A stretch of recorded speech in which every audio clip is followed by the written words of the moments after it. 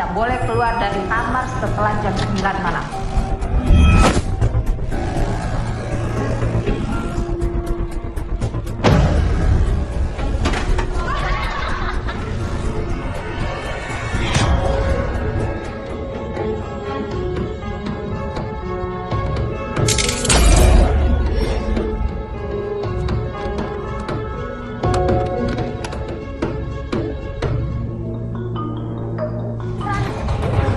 Ayo ikut gue. Apaan sih? Claudia.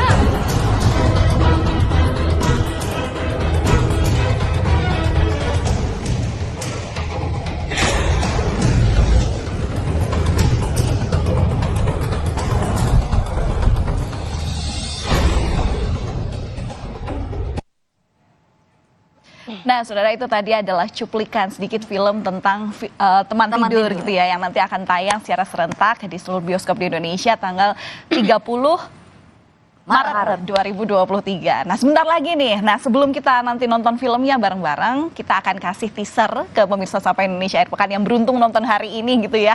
Sebenarnya ini ceritanya menceritakan tentang apa dan siapa aja sih pemeran-pemerannya. Nah, ini sudah beberapa di antaranya datang ke studio Sapa Indonesia Akhir Pekan hari ini. Boleh kita kenalan dulu ya. Selamat pagi kakak-kakak.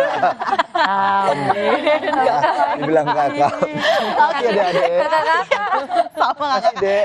Iya, di sini ada artis senior tapi juga ada yang junior yang tentu belajar bilang banyak. senior tadi kan Len ya. Oke, makanya kita panggil kakak-kakak. Oke, teman-teman di sini salam sehat selalu. Terima kasih sudah datang ke studio Sapa Indonesia Akhir Pekan. Terima kasih juga. Terima kasih. Oke, nah sebelum kita lebih lanjut ngobrolin soal film dan kemudian tantangan apa yang dirasakan selama proses pengambilan gambar ini berlangsung, mungkin boleh ya kenalan dulu, kemudian kenalan nama asli dan juga memerankan Sebagai siapa? apa sebagai siapa. Oke, dari yang paling tua di sini. Coba yang paling tua. Yang paling tua. Oke, jadi aku Gesya Syandi di sini di film Teman Tidur berperan sebagai Claudia. Claudia. Claudia itu peran antagonis atau protagonis? Protagonis. Oke. Oke. Aku Mutiara Sofia, di sini berperan sebagai Kelly. Kelly. Oke. Next. Aku Devi Demplon sebagai guru. Sebagai guru. Saya Gurnawan. Sebagai ayahnya Kelly. Sebagai ayahnya Kelly. Oke, nah kalau diceritakan soal sedikit, jadi sebenarnya film ini kan memang seperti yang tadi kita ketahui ya, bahwa secara singkat ini ya mengangkat tema bullying di sekolah, tapi ada dibalut dengan thriller dan horor. Nah itu gimana sih sebenarnya cerita ya sinopsisnya lagi deh. Singkatnya gimana Singkatnya. Senior. Males Peran kalau- utamanya, silakan. Sebenarnya sih film ini menceritakan tentang bullying di sekolah ya. Bullying di sekolah, cuman emang ada beberapa kejadian gitu yang bikin akhirnya cerita ujungnya itu ada horor-horornya, ada thriller-thrillernya. Cuman emang temanya kita itu bullying. Ada kesulitan nggak sih saat berempat ini memerankan peran di film Teman Tidur ini? Semua udah sering main film horor atau gimana? Ini sih waktu proses syutingnya itu menjadi film horor pertama aku sih waktu proses syuting. Sulit nggak sih Mbak Gesya? Dibilang sulit, tapi dibilang bisa dijalanin, ya so far sih baik-baik aja ya. Karena kebetulan di sini jadi hantu bukan aku. Tapi sih Jadi mungkin kalau mau dibilang sulit, tapi lebih sulit untuk hantunya ya kayaknya ya dibandingkan akunya Lo gitu. pernah jadi hantu kan?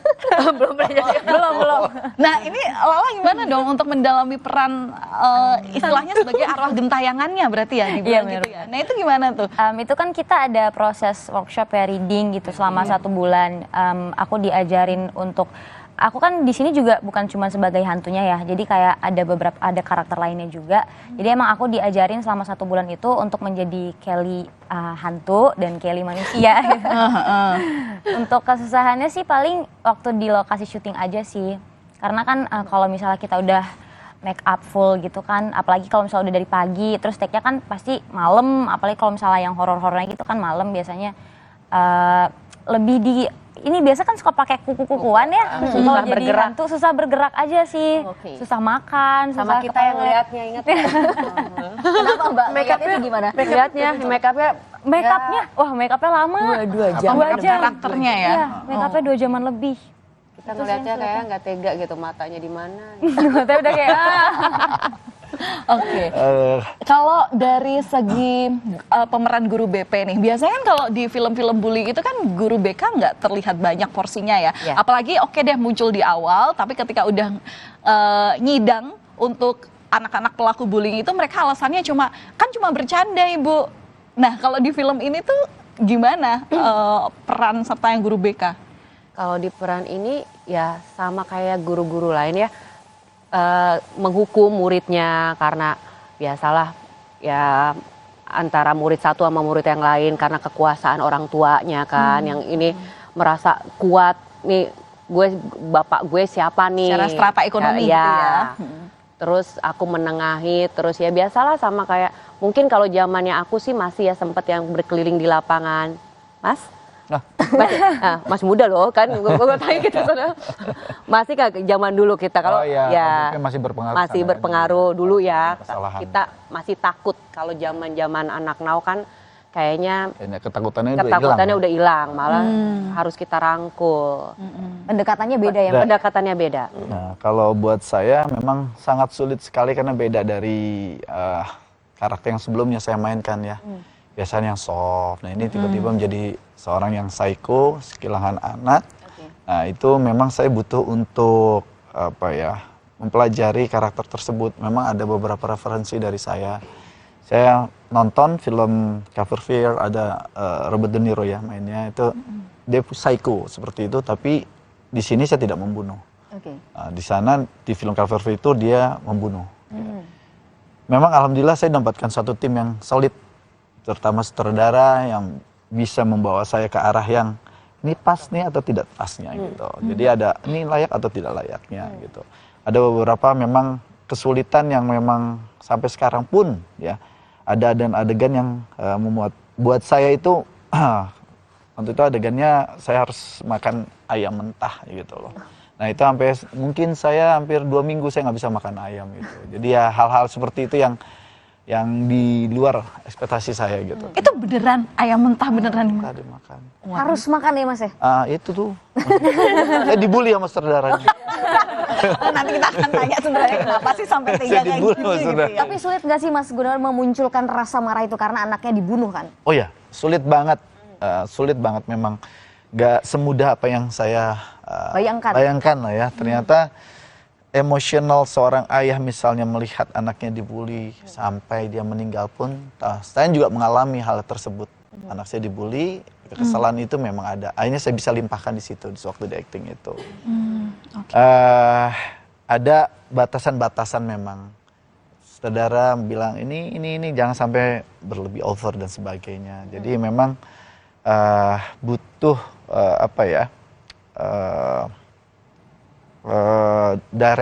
director yang cukup kuat di sini gitu loh. Tapi kalau secara pribadi teman-teman berempat di sini pernah mengalami bully nggak sih di kehidupan nyata ya? Waktu dulu pas sekolah enggak sih, untung enggak sih. Alhamdulillahnya enggak. Cuman malahan sekarang lebih ke dibully sama netizen ya.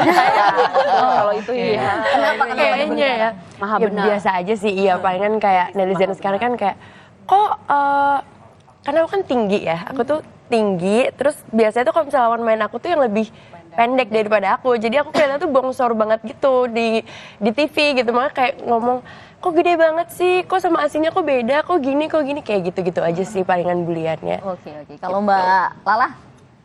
Iya dulu aku korban bully pas masih SD, SMP. Boleh cerita mungkin cerita Boleh, sedikit? boleh. Jadi kan aku SD itu kebetulan pindah SD itu 5 kali. Jadi setiap pindah kelas tuh beda-beda sekolahnya, beda-beda daerah juga. Jadi mungkin karena emang namanya juga masih anak-anak gitu ya. Jadi sesama anak-anak pada masih belum nerima gitu kalau misalnya ada perbedaan sosial dari daerah aku gitu kan. Jadi suka kok kamu pakai bajunya kayak gini sih gitu. Kok kamu ngomongnya kayak gini sih? Gak usah berteman sama dia gitu. Kalau anak-anak biasa suka gitu. Cuman entah kenapa itu berlanjut sampai SMP karena SMP pun aku pindah SMP itu 3 kali juga. Itu ikut orang tua Ikut gitu orang maksudnya? tua. Karena nakal atau gimana? Kenapa? Karena nakal atau Enggak, aku mah anak baik-baik. Oke, terus? curiga? Boleh lanjut. Ayahnya apa tentara emang? Cuman ya itu karena emang perbedaan sosial, terus perbedaan kasta juga ya mungkin karena mereka merasanya aku nih anak di bawah mereka gitu mungkin levelnya, jadi kayak aduh nggak usah berteman sama dia tuh anak orang gak punya gitu, lebih kayak nggak ditemenin, dikata-katain, even sampai orang tuanya pun ikut mendukung anaknya gitu, misalnya ngebully aku gitu. Oh iya. Ketika itu kamu waktu itu lapor ke orang tua gitu, cerita atau gimana? Waktu masih kecil sih ya pasti lapor gitu kan, mama datang gitu nangis, terus kayak udah biarin aja, tapi seiring berjalannya waktu semakin aku gede semakin kayak ya udahlah gitu, kayak aku nggak peduli gitu, mending aku jalanin hidup aku juga nggak peduli sama kalian. Nah ini adalah salah satu contoh korban bullying tapi dia bisa bangkit lagi gitu. Tapi kan ada juga ya kasus yang sampai terburuknya adalah mereka sampai mau bunuh diri gitu. Nah berarti dalam memerankan film ini kebetulan kan Kelly juga sebagai orang korban bullying juga ya. Nah itu ada relate nggak dengan pengalaman-pengalaman yang sebelumnya? Kebetulan relate ya, soalnya di film ini tuh emang kan dibully ya si Kelly ini, cuman dia emang nggak yang bikin dia mentalnya jadi gimana gitu, jadi emang dia tuh ada buat ininya tuh ada, dia kayak nggak usah bully gue, yang kayak gitunya tuh dia ada, jadi nggak yang terlalu dianya terkekang, dianya jadi tertutup, nggak yang kayak gitu. Jadi masih ada sisi-sisi kayak ngelawannya gitu ada. Oke deh, nanti kita akan ngobrol adegan mana yang paling berkesan selama proses syuting ini berlangsung. Tapi usai jeda, jadi jangan kemana-mana, tetaplah bersama kami hanya di Sapa Indonesia Akhir Pekan.